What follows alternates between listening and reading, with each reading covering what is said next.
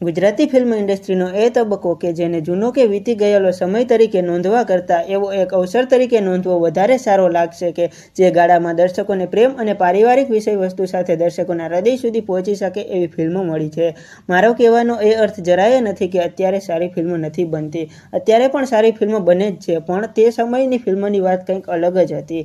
આજથી 20 વર્ષ પહેલાંની આપણી ગુજરાતી ફિલ્મ ઇન્ડસ્ટ્રી તરફ નજર કરશો તો તમને આ વાતની કદાચ સાચી લાગશે।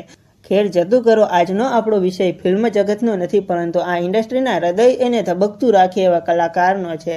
ફિલ્મ ઇન્ડસ્ટ્રીનો શ્વાસ ગણી શકાય એવા અભિનેતા અને અભિનેત્રીઓ આજે ભલે ઇન્ડસ્ટ્રીથી દૂર હોય પણ આપણા દિલમાં હજુ પણ એમની ઝંખના ભરપૂર છે।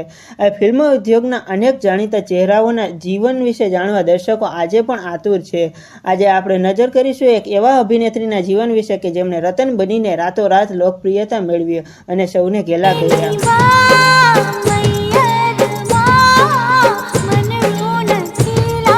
આ ગુજરાતી ફિલ્મના રસિયા હોય કે ના હોય પણ આ ગીતના શબ્દો લગભગ બધાના કાને પડ્યા જ હશે।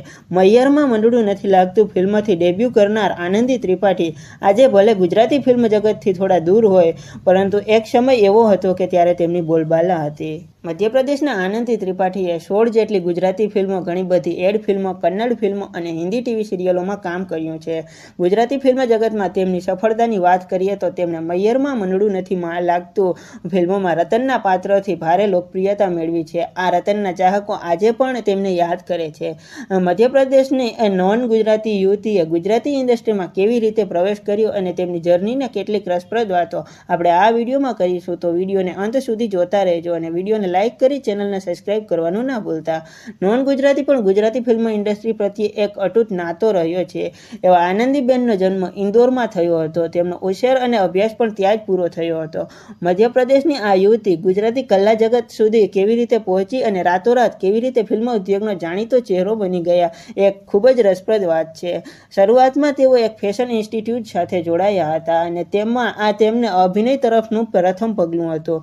ફેશન સંસ્થામાં જોડાયા અને તરત જ એક શોનું આયોજન કરવામાં આવ્યું હતું અને સારા નસીબે તેમને આ શોમાં પરફોર્મન્સ કરવાનો મોકો મળી ગયો। આ એ સમયની વાત છે જ્યારે છોકરીઓને આ ક્ષેત્ર તરફ ખૂબ જ ઓછો લગાવ હતો અને કદાચ ઇન્ટરેસ્ટ હોય તો પણ સમાજ અને પરિવારના કારણે છોકરીઓ તેમાંથી પાછી હટી જતી। શોમાં આનંદીનું પરફોર્મન્સ ખૂબ જ સારું રહ્યું અને પરફોર્મન્સને જજ તરીકે આવેલા કલેક્ટરે તેમની ખૂબ જ પ્રશંસા કરી। આનંદી ત્રિપાઠીની હજી તો આ શરૂઆત જ હતી, મંજિલ તો હજી ઘણી દૂર હતી। ઇન્ડસ્ટ્રીમાં જવાનું તેમનું કોઈ સપનું નહોતું, તેઓ એક એર હોસ્ટેસ બનવા માંગતા હતા। ફેશન સંસ્થામાં જોડાયા બાદ ફિલ્મ ક્ષેત્રે તેમને અનેક દરવાજાની ચાવી મળી ગઈ। હાથમાં આવેલો મોકો અને સારી તકને વધાવી લેવાય એવું વિચારીને ફિલ્મ ક્ષેત્રે આનંદીબેન આગળ વધ્યા। આ ફેશન સંસ્થામાં શોમાં સારા પરફોર્મન્સના કારણે તેઓ ઇન્દોર તરફથી મિસ ઇન્ડિયામાં મોકલવામાં આવ્યા, પરંતુ તેમની હાઇટને કારણે અડધેથી જ તેઓ અટકી ગયા અને મિસ ઇન્ડિયાની સ્પર્ધામાં આગળ નહોતા વધી શક્યા।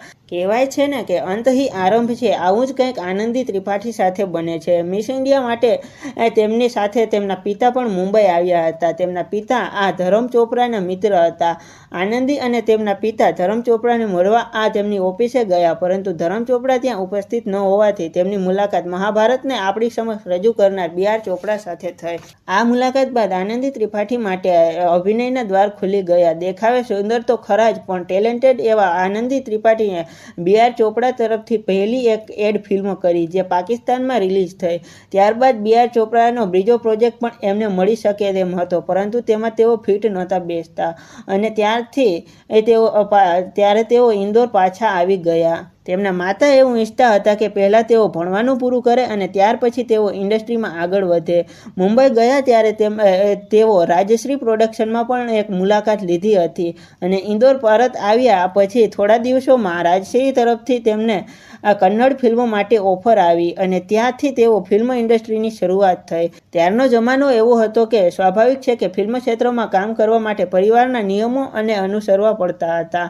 આનંદી જોડે પણ આવું જ કંઈક થયું। જ્યારે તે એ પહેલી ફિલ્મ કરી ત્યારે તેમને મમ્મી પપ્પા સિવાય બીજા કોઈ કુટુંબીજનોને ખબર નહોતી પડી અને અભિનેત્રીએ જ્યારે ઇન્ડસ્ટ્રીમાં જોડાયા આનો નિર્ણય કર્યો ત્યારે તેમના પિતાએ તેમની સમક્ષ 3 શરતો રાખી હતી.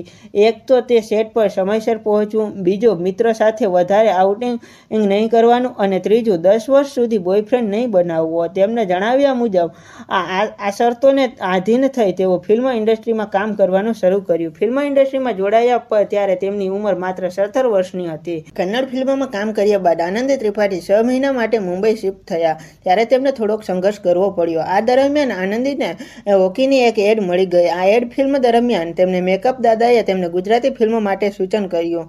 તેમણે કહ્યું કે ગુજરાતી ફિલ્મના ડિરેક્ટર મુખ્ય પાત્ર માટે હિરોઈન શોધી રહ્યા છે, તમારે ત્યાં ટ્રાય કરવી જોઈએ.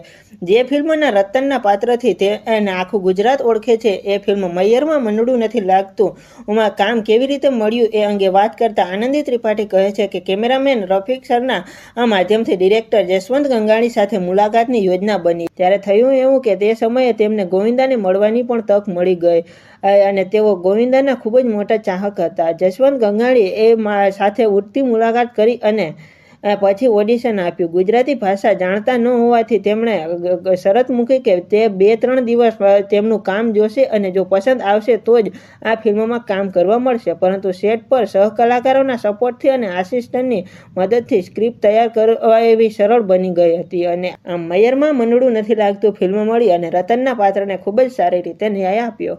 વર્ષ 2001માં આવેલી મૈયરમાં મનડું નથી લાગતું ફિલ્મ આનંદી ત્રિપાઠીની પહેલી ગુજરાતી ફિલ્મ હતી.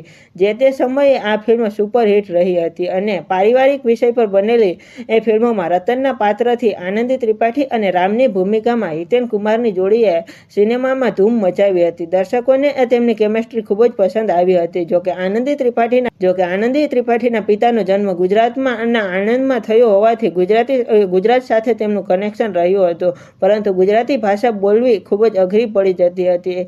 રતન જણાવે છે કે મૈયરમાં મનડું નથી લાગતું ફિલ્મ બાદ તેમને લોકોનો ખૂબ જ પ્રેમ મળ્યો હતો. મહિલાઓ, છોકરાઓ, યુવાનો, દરેક વય અને વય જૂથના લોકોનો તેમના કામની પ્રશંસા કરી હતી. મૈયરમાં મનડું નથી લાગતું પાર્ટ 2માં પણ એમને લોકોનો અપાર પ્રેમ મળ્યો હતો. ચાહકોનો સ્નેહ અને સન્માન એટલું મળ્યું કે આ 2 ફિલ્મ બાદ તેમને ખૂબ જ સારી ફિલ્મની ઓફર મળી. 2001ની ફિલ્મ મૈયરમાં મનડું નથી લાગતું ત્યારબાદ 2003માં માંડવા રોપાવો હો રાજ, તોરણ બંધાવો હો રાજ, મને લઈ દે ને નવરંગ ચૂંદડી, 2007માં હાલો માનવીઓના મેળે, 2009માં નંદુનો રાજા, 2010માં મારા હૃદય રંગાણા તમે સાજણા, 2011માં ગોરી મને લઈ જાઉં તને આજકાલમાં, પ્રેમ અને તે જ સાલ પ્રેમ જાય પણ પ્રીત ન જાય, 2012માં વિધાતા, 2013માં મહેમાન કલાકાર તરીકે સોહાગણ શોભે સાસરીએ, 2014માં વાવ, 2021માં હલકે ફુલકે વગેરે જેવી ફિલ્મોમાં કામ કર્યું. તેમની બીજી ભાષાની ફિલ્મની વાત કરીએ તો વિશ્વાસ, હેવાયન, આશિક,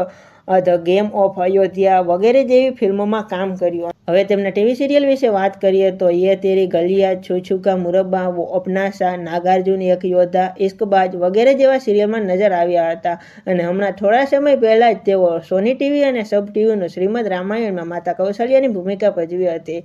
રામાનંદ સાગરના રામાયણ પછી લોકોને પસંદ આવ્યું હોય તો તે શ્રીમદ રામાયણ હતું અને તેઓમાં પણ દર્શકોનો ખૂબ જ પ્રેમ મળ્યો હતો. તો દોસ્તો આ હતી રતન યાની આનંદી ત્રિપાઠી વિશે થોડીક માહિતી. તમને આ વિડીયો કેવો લાગ્યો તે કમેન્ટ કરીને જરૂરથી મને જણાવજો અને વિડીયોને લાઇક કરી ચેનલને સબસ્ક્રાઈબ કરવાનું ના ભૂલતા.